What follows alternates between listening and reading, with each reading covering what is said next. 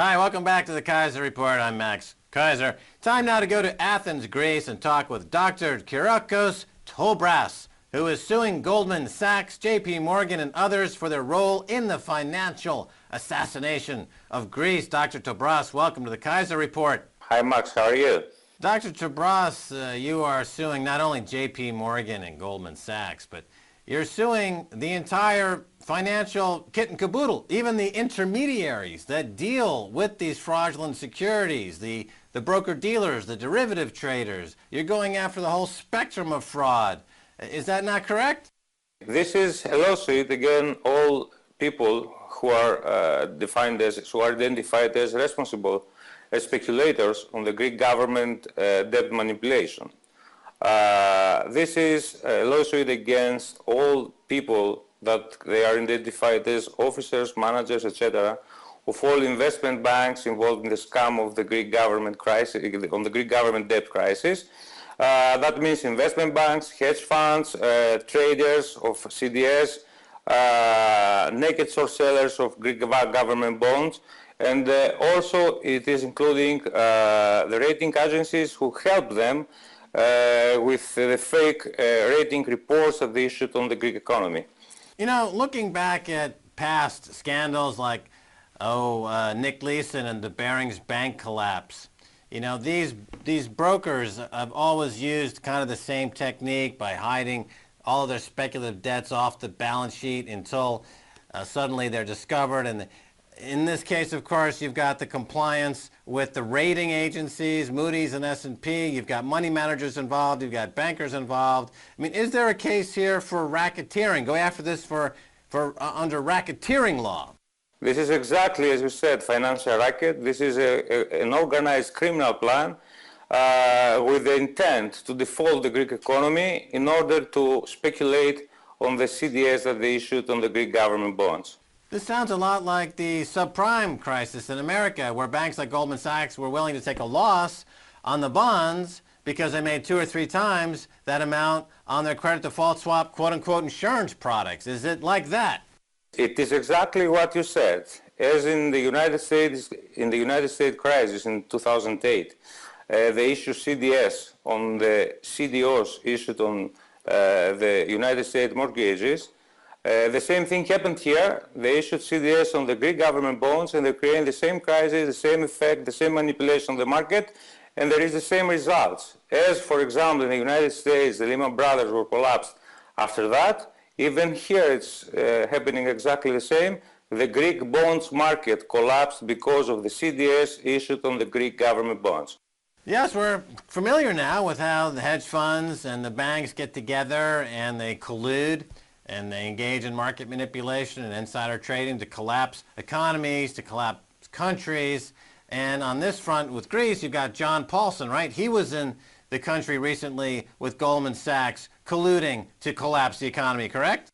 Not recently, just 1.5 years ago, he was here with other fund managers, together with the Goldman Sachs and with all the other international speculators. They were here in Athens. They organized how to collapse Greek government debt, and together they issued this CDS. They are managing, they are trading them, and they organize all the Greek government debt collapse. Dr. Tobras, my understanding is that the Greek constitution says very clearly that in the case of debts owed abroad, if to pay those debts it causes hardship on the people, that there is no obligation to pay those debts, as codified by the Greek constitution. These austerity measures, therefore, are by definition hardship on the people, and by definition, constitutionally, there's no obligation to pay these debts. So why is the Greek government so willing to break the law? Look, Constitution is not speaking exactly about government debt, but Constitution is speaking about public interest. That means whatever is against Greek citizens, against Greek wealth, against Greek state, all that it is unconstitutional. And Constitution says, yes, you don't have to do that. I agree with that. It's not speaking exactly about government debt, but it's speaking about public interest. That means the same.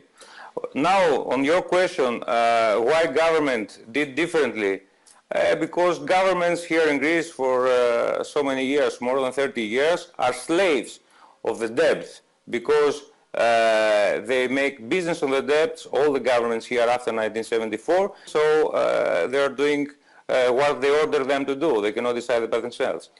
Looking at your lawsuit here, Dr. Tobras, it's a criminal lawsuit, not a civil lawsuit, so you get to name names, correct? Yes, this is a criminal suit. That means this is not against corporations. It is against physical persons who were involved as managers, CEOs, traders, etc., who in any way they got involved in this scam, in this financial scam that is called Greek government debt crisis. So in other words, if I'm a trader of derivatives, HSBC, Barclays, Morgan, JP Morgan, connected to the fraudulent debts that are being applied toward Greece, my name as even a trader, a derivative trader, could be in the suit. Yes, and the prosecutor will find how you trade, what procedure you follow, how you sold this CDS. If you know when you sell a CDS contract, if you have the knowledge that it is naked or not naked, you understand? All of these particular circumstances are creating the crime. So prosecutor who is in charge of this file, he will make decision who will be the persons who will be indicted as responsibles or not. Yes, and the way you're going after this also, right?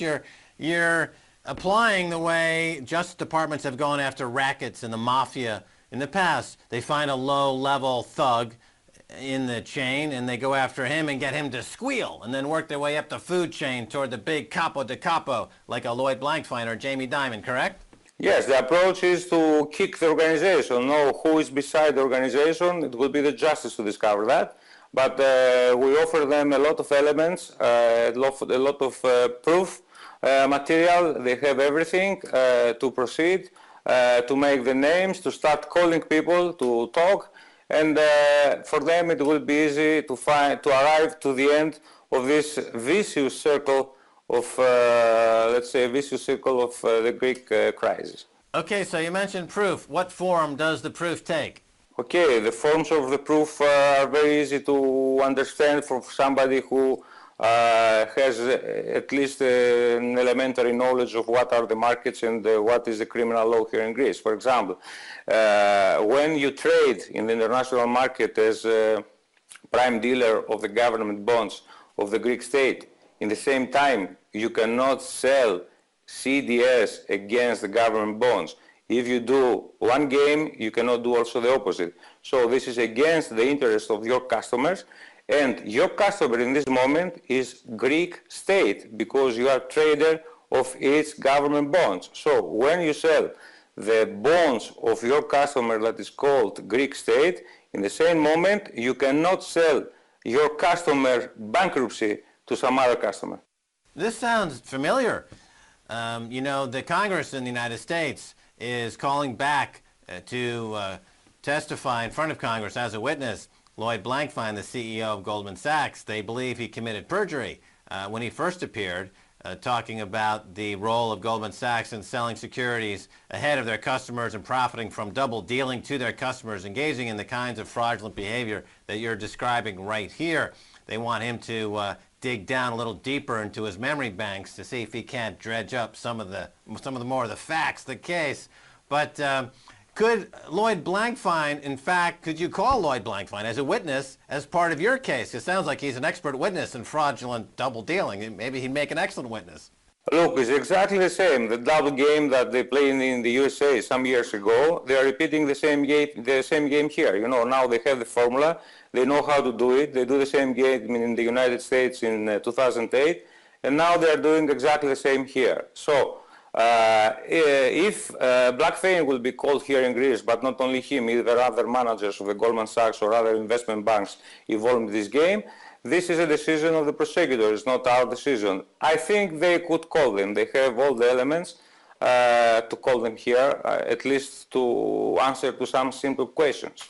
Anytime you're talking about these European bond markets, of course, Germany's name comes up because they're a main focus point on all the bond dealings in Europe.